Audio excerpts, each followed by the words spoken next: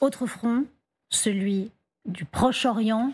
On va tout de suite dans la bande de Gaza. Situation extrêmement dramatique. Pourquoi? Parce qu'après avoir demandé aux habitants du nord de fuir vers le sud, Benyamin Netanyahou a décidé de taper à Rafah, justement, pour en finir avec le Hamas. Hier, il était l'invité d'ABC News.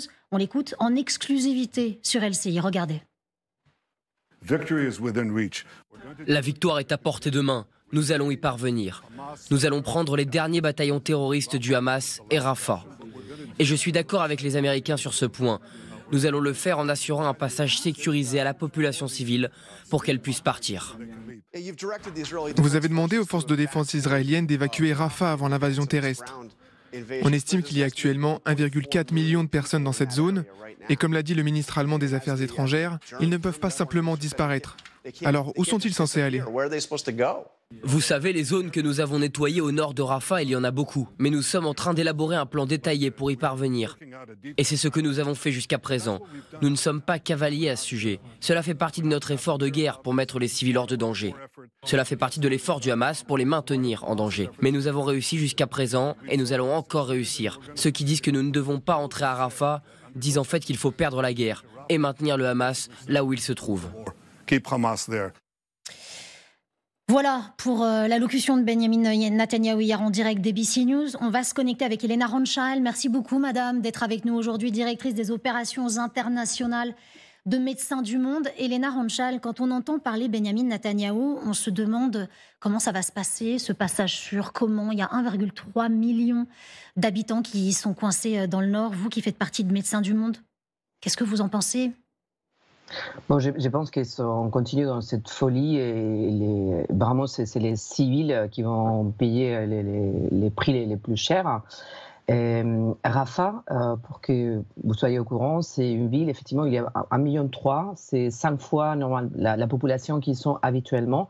Comme Benjamin Netanyahu, il dit on va évacuer les gens vers des autres zones. Il faut savoir que les autres zones, ils sont rasés. Que les zones urbaines, en général, ils sont détruits entre 70 et 90%. Notre bureau a été détruit cette semaine. De toute façon, il faut arrêter de croire que c'est vraiment des ciblages militaires chirurgicaux. C'est loin de ça. Et on va dire que les morts civiles, c'est des dommages collatéraux. On parle de plus de 27 000 morts.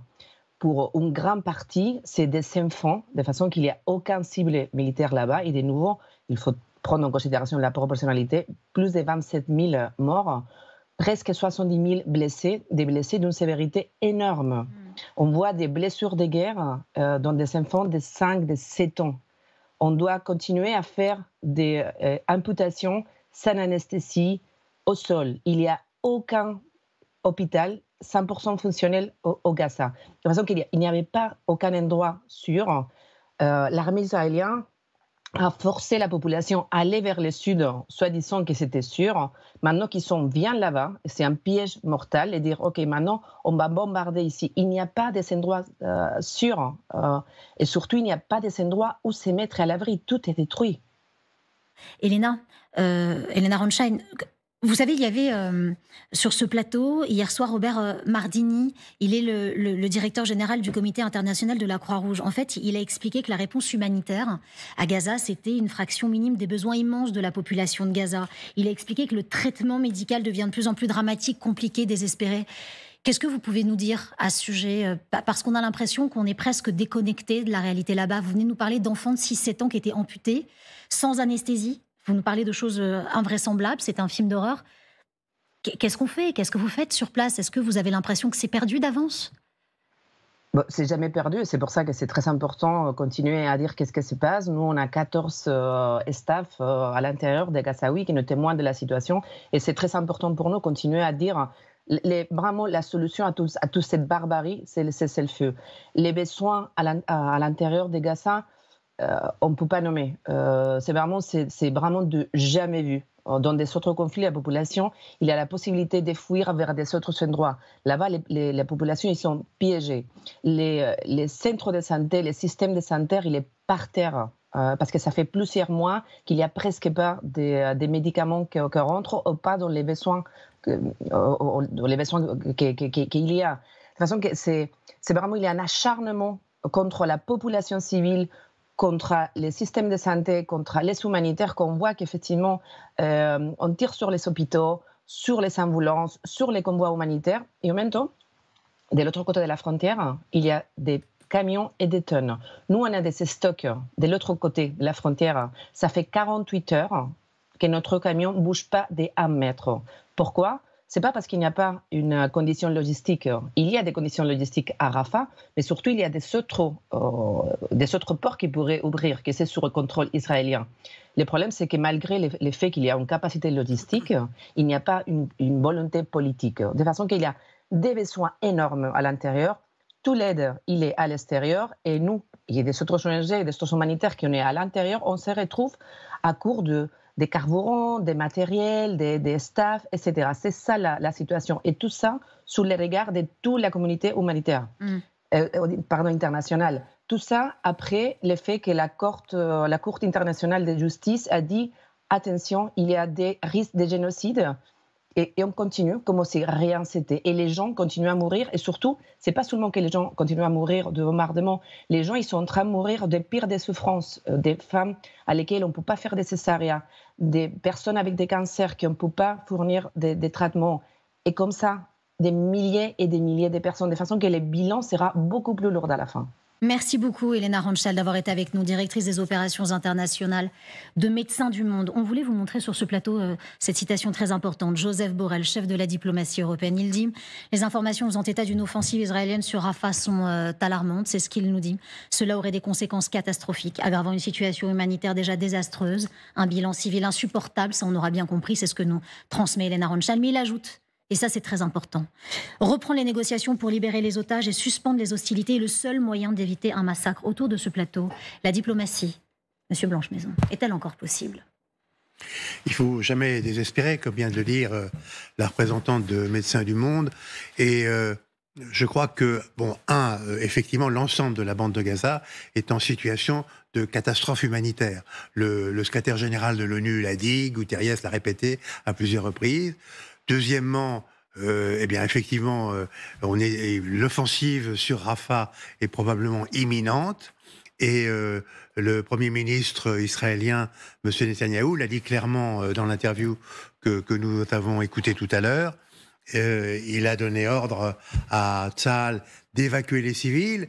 Mais comment faire ? Il faudrait instaurer des couloirs humanitaires pour les faire remonter au nord, dans les zones qui ont été nettoyées par l'armée israélienne. C'est difficilement praticable, difficilement possible. Et puis il faudrait filtrer les gens. Parce que justement, c'est d'ailleurs l'argument de M. Netanyahou, les gens du Hamas se sont mêlés, bien sûr, à la population gazaoui, et puisqu'il accuse d'ailleurs le Hamas de maintenir les 1 300 000 Gazaouis à Rafah pour servir de bouclier humain et pour les protéger. Pour protéger les gens du Hamas qui pourraient y être. Donc on est dans une situation relativement inextricable, et c'est pour ça qu'en effet, je crois que M. Borrell a raison, il faudrait mettre également sur la table l'autre problème qui a toujours été sur la table. Il y a 130 otages à libérer, certains d'entre eux sont morts, mais il faut de toute façon libérer tout le monde et retrouver les corps de ceux qui seraient morts, et pour cela, on a besoin d'une trêve. Alors, il y a une négociation qui se déroule, mais dont M. Netanyahou nie les divers éléments, les prémices.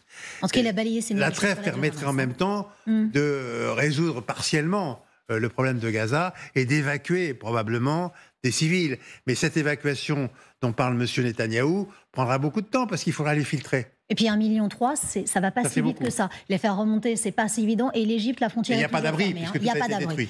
On voulait vous montrer cette image. Une voiture complètement détruite. C'était des gens qui voulaient fuir. À l'intérieur de cette voiture, il y a une famille. Il y avait une petite fille, elle s'appelait Hind. Cette petite fille, Rajab, elle était âgée de 6 ans, elle avait disparu.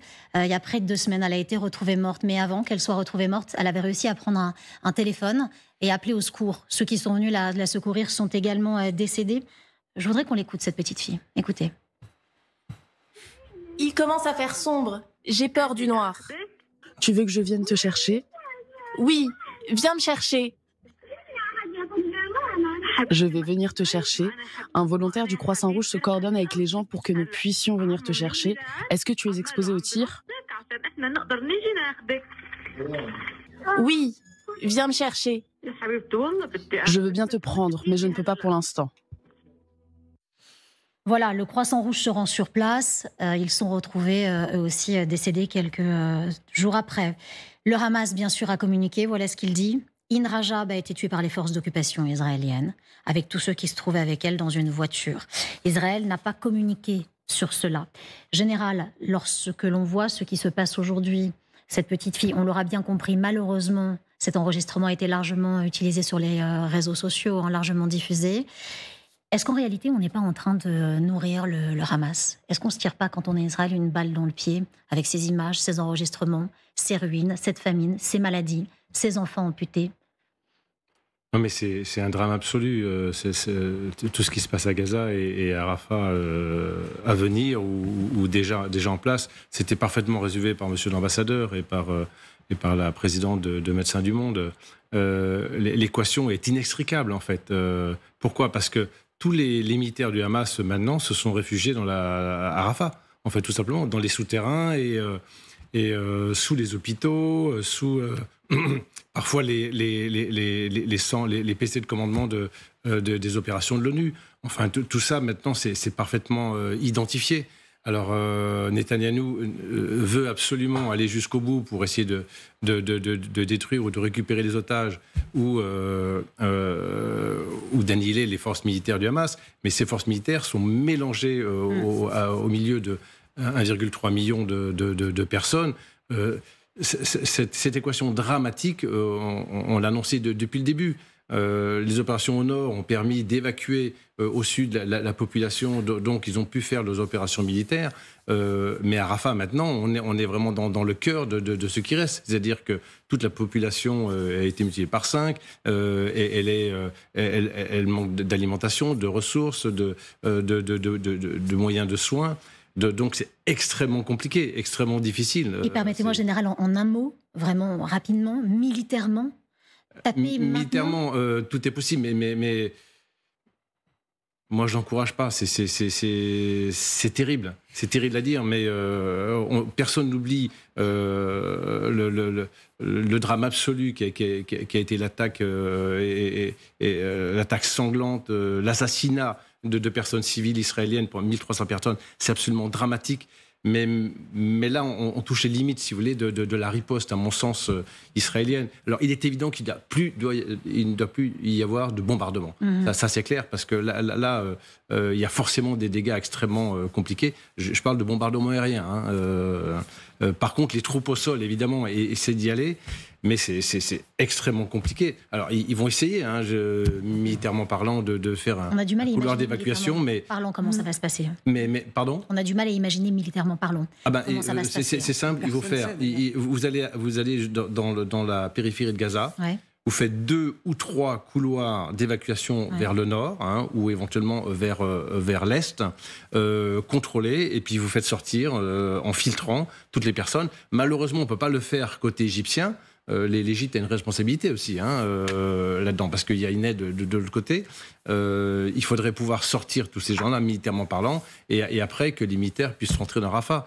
Mais c'est d'une complexité énorme.